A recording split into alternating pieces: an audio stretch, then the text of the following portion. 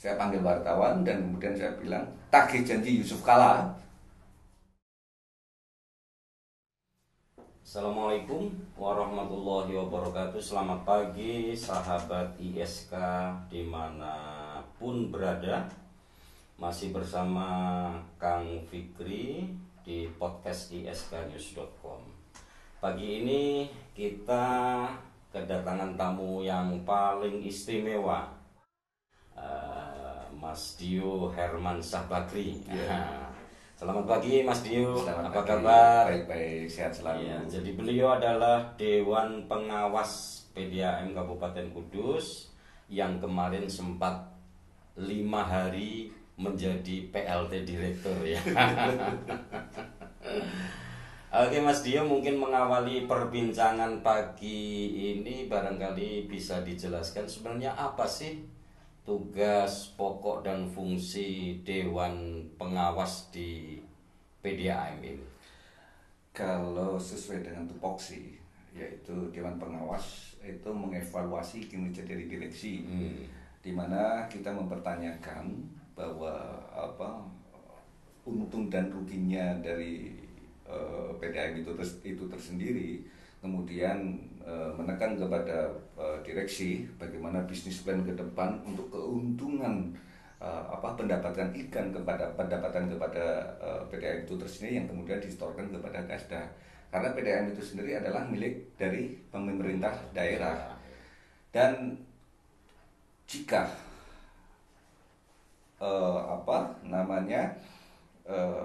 penekanan terhadap direksi ketika tidak sampai tutup target atau income pendapatan, maka ya ada hal evaluasi yang khusus.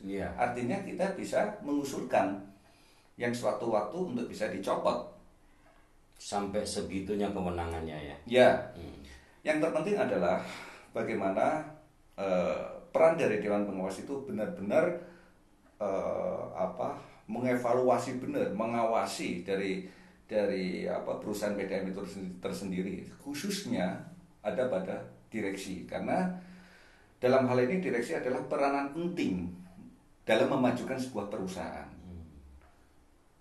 Dan ya begitulah kayak yang terjadi yang kemarin-kemarin itu, ada beberapa kawan juga karena dianggap kinerjanya kurang baik, terus kemudian ada fakta integritas yang dilakukan oleh peran direksi kepada Pemkab, di mana kalau peran direksi itu peran fakta integritas itu tidak dilakukan dengan secara baik, ya sesuai dengan janji yang sudah sesuai dengan tertulis saat melakukan tanda tangan fakta integritas, yaitu jika tidak memenuhi pada quorum untuk pendapatan PDAM itu sendiri, ya monggo silakan mundur atau dicopot.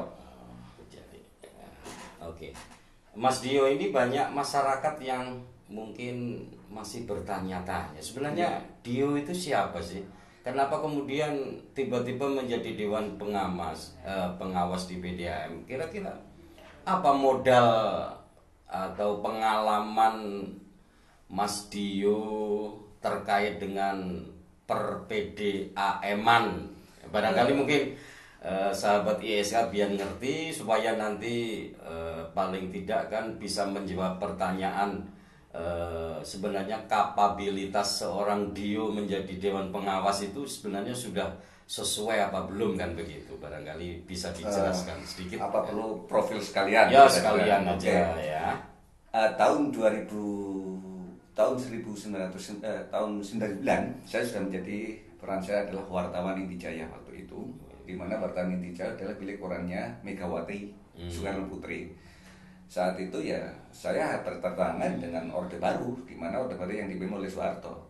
Bagaimana peran saya waktu menjadi wartawan Inti Jaya itu membongkar sebuah perjudian, kemudian membongkar praktek-praktek korupsi waktu zamannya Soeharto, sampai saya dikejar-kejar mau dibunuh waktu itu, dan membongkar kasus penderitaan nelayan di Mangkang di Semarang waktu itu yang dilakukan oleh sebuah PT yang dibackingi oleh Cendana waktu itu.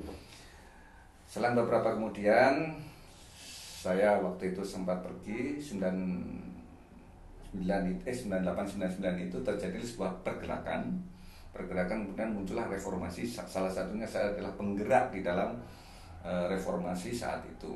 Ya kita ya berjuanglah untuk merubah reformasi, di mana waktu itu reformasi kita kan otoriter sekali. Kemudian tahun 2004 saya pernah membantu di sebuah lembaga di bidang korupsi waktu itu. Lembaga apa itu? Ya lembaga anti korupsi lah ya sekarang, atau pernah membantu di sana, yaitu dengan membongkar jaringan korupsi waktu itu di Kendal, kemudian Subang, terus terakhir itu Semarang.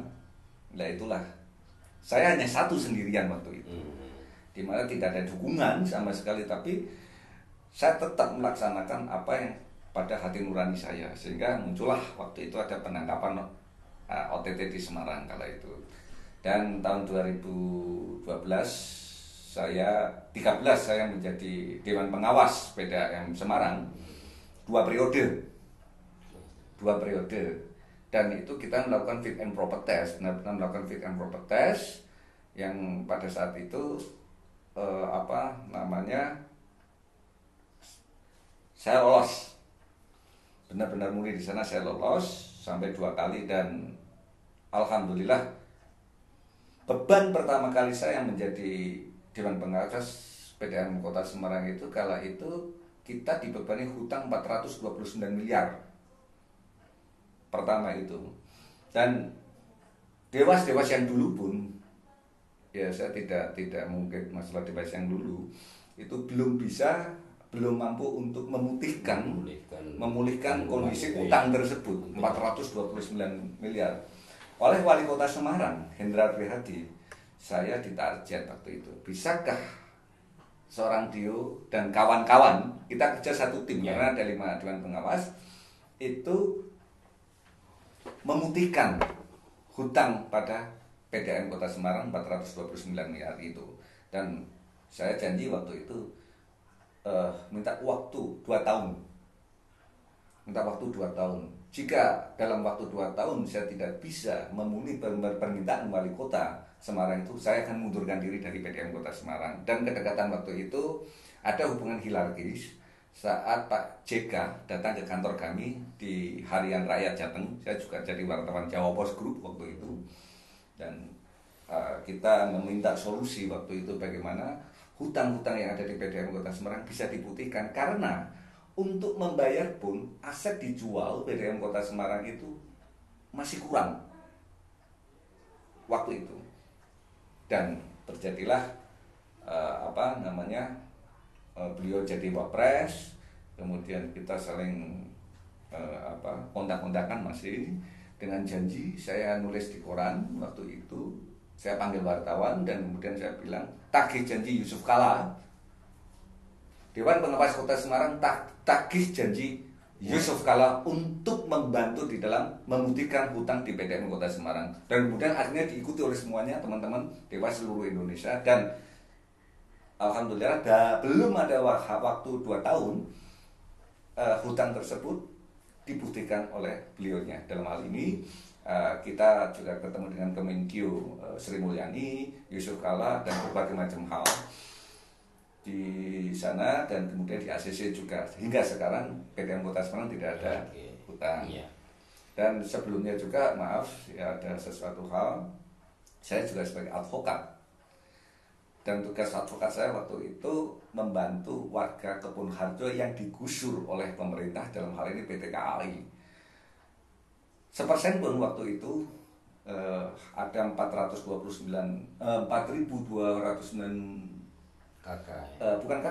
sertifikat waktu itu mau di itu, dan saya pasukan paling depan sampai geger rame itu. Alhamdulillah sampai sekarang warga Bonarjo belum tergusur sampai sekarang. Ya begitu. Ya mungkin ini adalah prestasi atau mungkin aktivitas yang selama ini dilakukan oleh Mas Dio ya, sehingga kalau misalnya saat ini beliau dipercaya untuk menjadi satu-satunya Dewas PDAM di Kabupaten Kudus, tentu orang tidak akan meragukan lagi. Oh ya, ada satu hal, Ya. Pak Fikri. Ya. Ketika saya mengikuti uji kompetensi di Dewan Pengawas Kudus, mungkin satu-satunya saya yang mempunyai sertifikasi. Ya. Sertifikasi dari Perpamsi dengan tingkat waktu itu saya sodorkan madya, sehingga ada pertimbangan lain ketika pansel melihat dari biodata saya, kemudian kemungkinan pengalaman saya 2 kali di Dewan Pengawas di Semarang, ditambah dengan adanya sertifikasi dari perusahaan air minum. Nah, saya juga menyarankan kepada teman-teman Dewan Pengawas yang dimanapun berada, lakukanlah, ikutilah sertifikasi yang dilakukan oleh Perpam, sehingga untuk menambah pengetahuan tentang manajemen air minum. Dalam hal ini selain PDAM pun kan banyak, bukan hanya PDAM aja, sehingga bisa tahu kondisi-kondisi yang sebenarnya tentang situasi PDAM yang nantinya mereka menjadi Dewan Pengawas.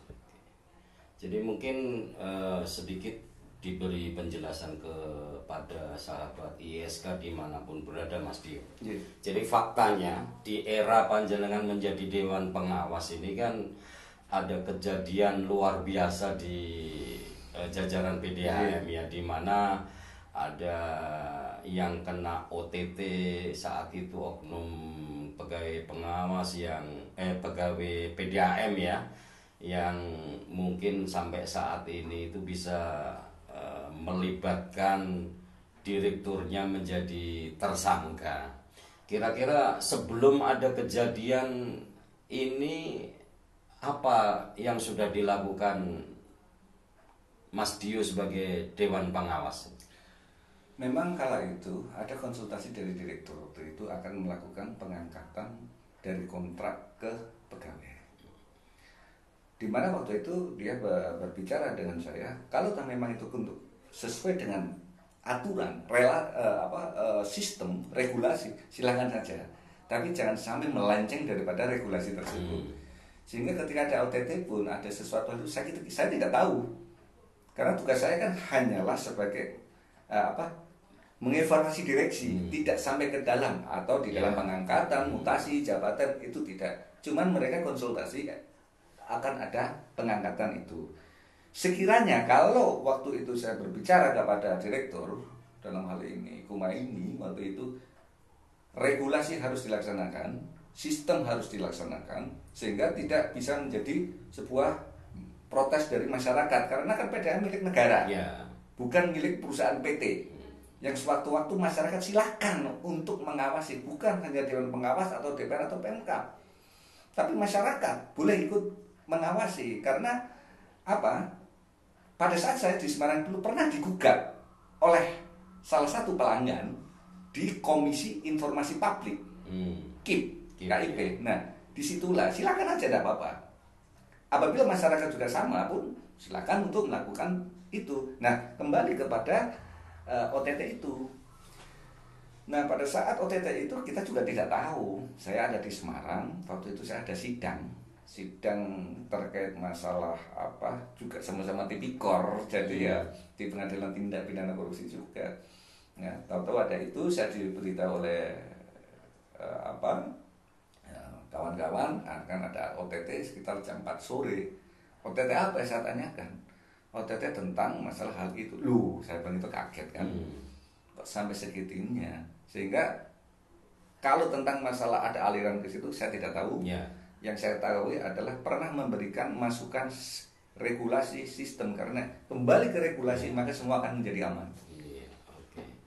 Jadi mungkin dari kejadian itu pada akhirnya menjadikan direktur ini dibebas tugaskan untuk sementara kan begitu. Betul.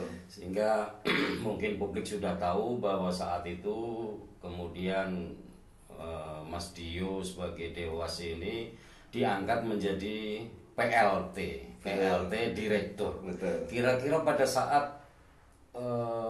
panjenengan diberi tugas dan amanah tersebut, apa sebenarnya yang sudah ada di pikiran panjenengan untuk menjadikan PDAM itu betul-betul perusahaan yang sehat, perusahaan yang melayani masyarakat dengan sepenuh hati, juga tidak meninggalkan perusahaan yang harus profit sehingga bisa mungkin memberikan setoran PAD kepada sebelum tiba-tiba konsep-konsep itu hilang karena ada penetapan hasil seleksi Dirtek yang notabene nanti ex officio juga akan merangkap menjadi PLT.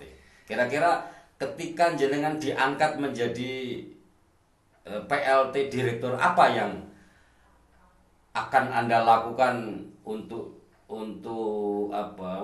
perusahaan air minum ini dalam jangka pendek, menengah, dan panjang tentunya. Supaya masyarakat dan sahabat ISK ngerti sebenarnya. Jalan Harto perintah pertama, menengah, dan musim panjang. Begitu. Kekosongan direksi waktu itu kan di PDAM Kudus itu kosong. Sesuai PP 54 nomor 7 berapa itu memang Dewas turun menjadi PLT direktur. Itu memang sudah ada aturan di situ. Nah, pada saat saya ada konsep kemudian untuk menjadikan lebih baik kemarin sebetulnya sudah baik, tapi ada sesuatu hal musibah di PDAM sehingga menjadikan shock kawan-kawan PDAM Kudus itu.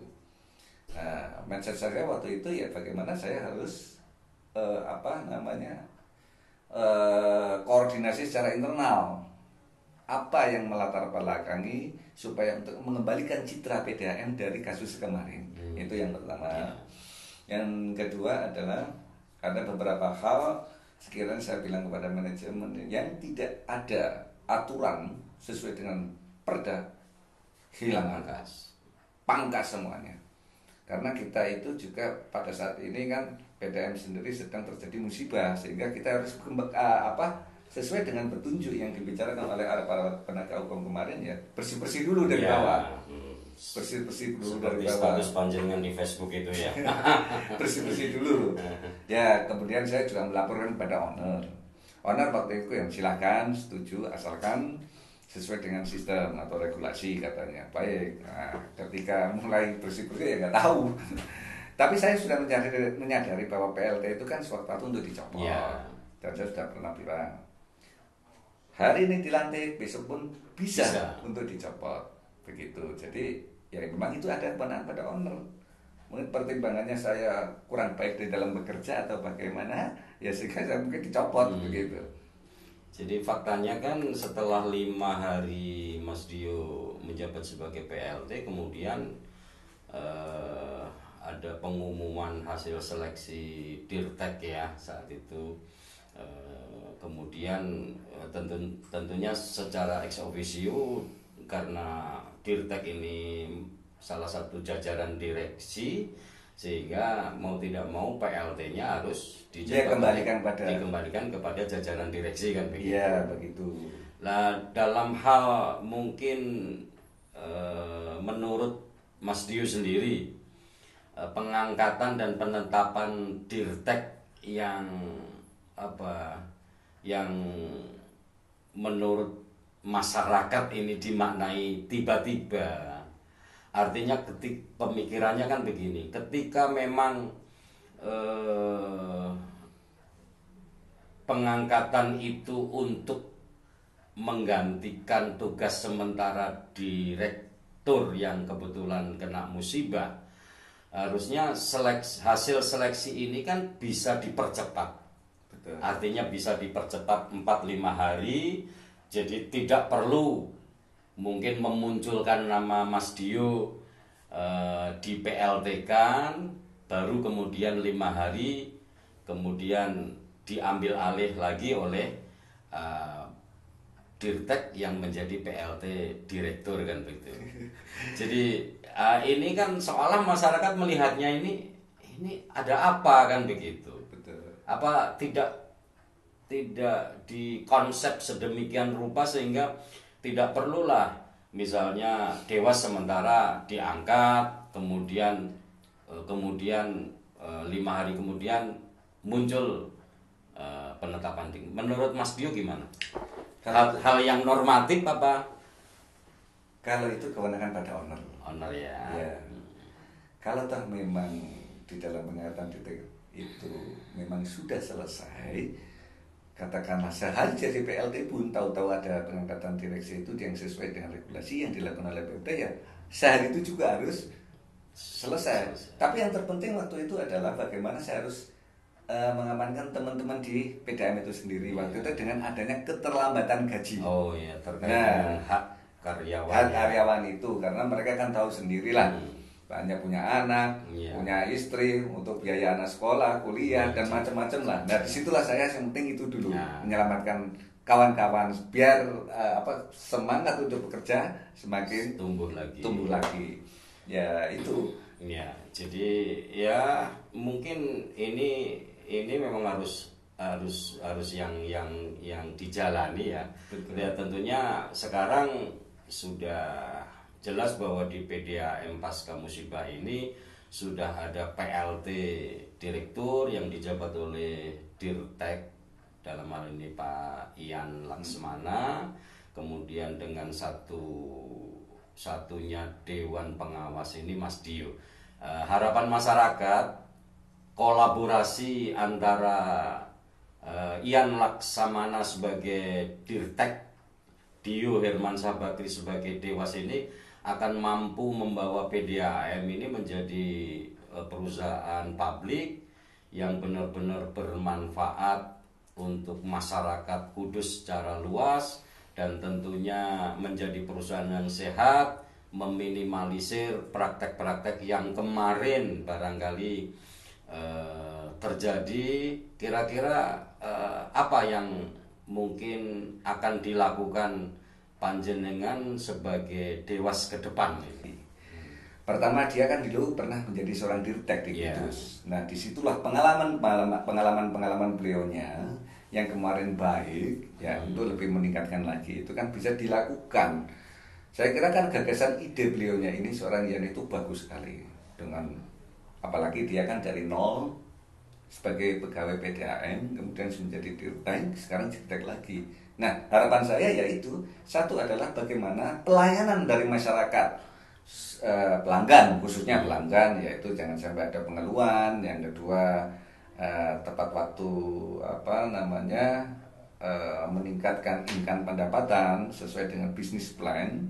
Yang ketiga keluhan kebocoran juga nanti harus diminimkan atau jangan sampai meningkat sekian persen, tapi harus selalu turun. Disitulah nanti income pendapatkan PDAM saya kira nanti akan semakin meningkat. Ya saya percaya betul dan saya yakin lah beliaunya Dirtek yang baru ini Ian itu banyak pengalaman. Terkait dengan sisi keadilan pemberian tarif PDAM ini, mungkin di Kudus ini masih standar, artinya antara mungkin pengusaha dengan rumah tangga ini kan jedanya tidak terlalu besar ya, sehingga mungkin untuk mendongkrak pendapatan di PDAM sendiri itu masih seperti berjalan tidak terlalu cepat.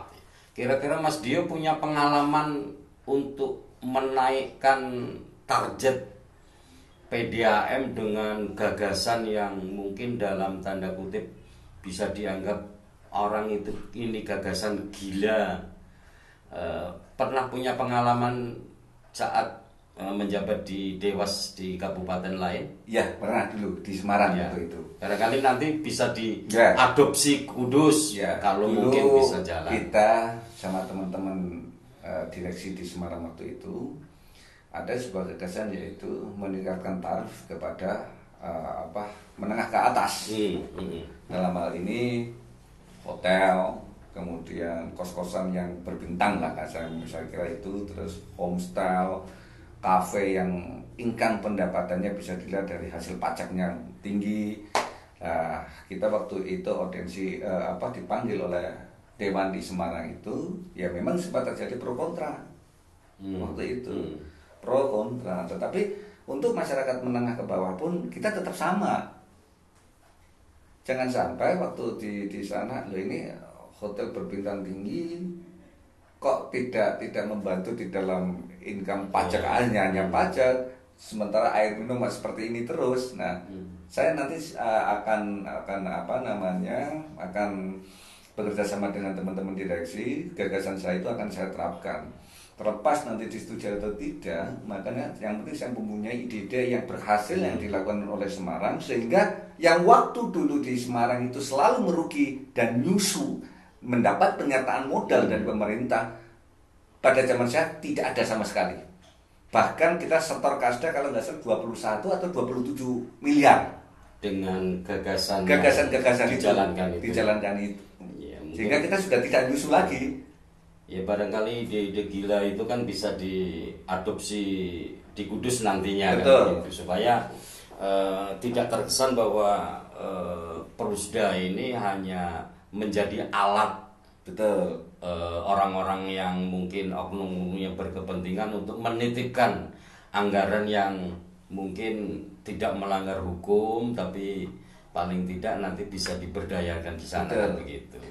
Ya, waktu saat itu memang kita melakukan kajian terus, artinya evaluasi terus bagaimana kalau kita selalu seperti pengalaman-pengalaman saya waktu itu, maka kita mesti akan selalu merugi.